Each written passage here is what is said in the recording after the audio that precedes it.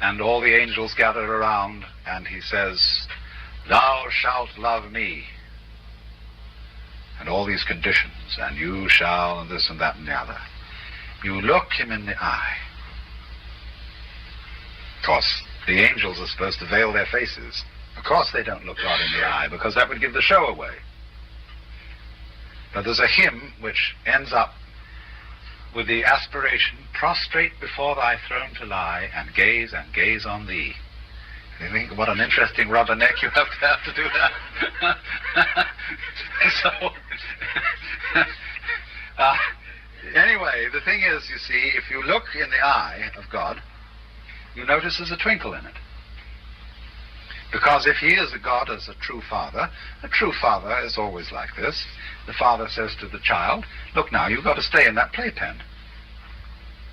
Because the child is getting big enough to get out, and then you don't know if you're going to get into the gas stove and the electric light system or something. And eventually the child climbs out of the playpen. He's been told, "You must stay in it." But the father is a little bit angry, but at the same time he's pleased, because it means the child is growing up.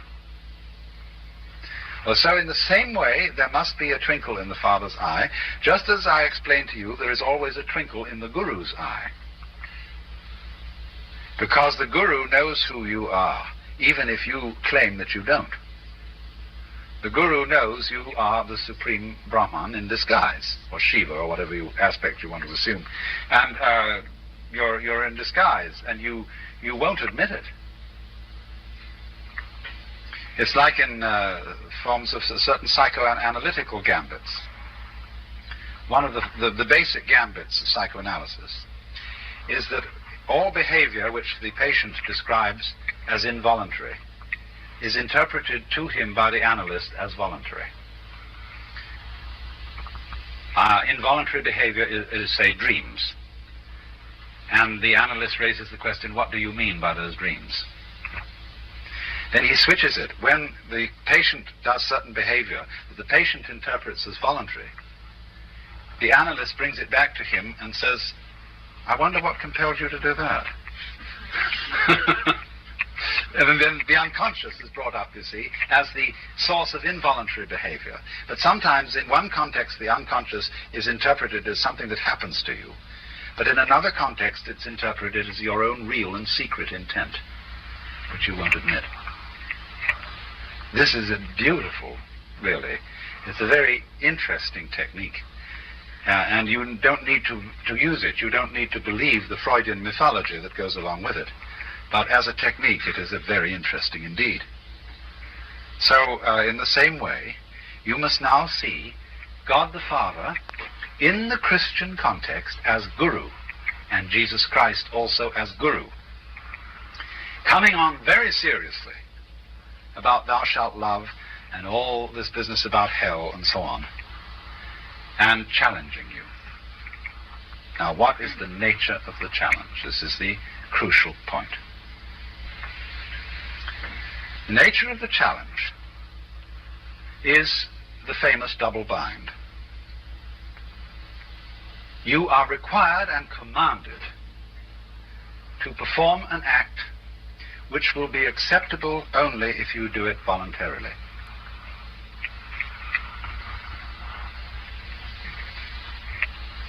And every stratagem is used to bring this home. And this essential stratagem is the crucifixion. When I was a boy in England, we used to attend the Good Friday services naturally, and at the door, the clergyman would hand each of us a colored picture of Christ on the cross, a very sad, dejected Christ, and written underneath in Gothic script, the verse, "This have I done for thee, what doest thou for me?" And it wasn't simply, they weren't so naive as that they felt that that would make you put a little bit more in the collection. It poses a very vivid problem, you see, because they put it this way to you. You really crucified Christ. There's a whole strain of mysticism in Christianity whereby the events of the gospel are eternal events. The birth of Christ has to become the birth of Christ in man's heart. The crucifixion is something that you did. Were you there when they crucified my Lord? If the crucifixion was a merely historical event, the answer is simply no. But were you there when they crucified my Lord? Obviously, this mystique wants to impress that you were, that indeed you were a party to it.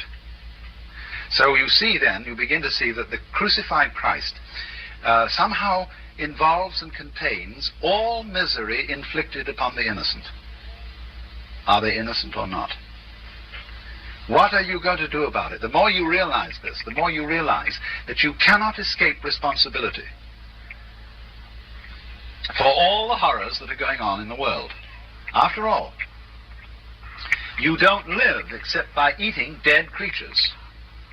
Even if you're a vegetarian, the soft, luscious vegetables, the lettuce suffers in its own particular way when you crunch it. And so the grapes, when you squeeze them to make your wine, and the wheat grains, when you grind them up to make your bread, they suffer. You bet they suffer. Certainly the pigs and the cows and the sheep do when we slay them for our entree. And so you can't live at all without crucifying something, without sticking nails into it and spikes. And go on to that, what about other people? We are all living by mutual exploitation. Those of us who belong to the middle class in the United States, which is fairly prosperous, are managing collectively, more or less, to exploit each other only minimally. But we are living off heaven only knows what kinds of depressed Indians, Mexicans, Africans, Negroes in this country, and so on, you see. It's exploitation through and through. You cannot get, say, to the top in business without putting somebody else down. And so you begin to realize this, and you start feeling awfully guilty. And so this is the meaning, this is the idea of the man hanging on the cross. What are you going to do about that? That's the question.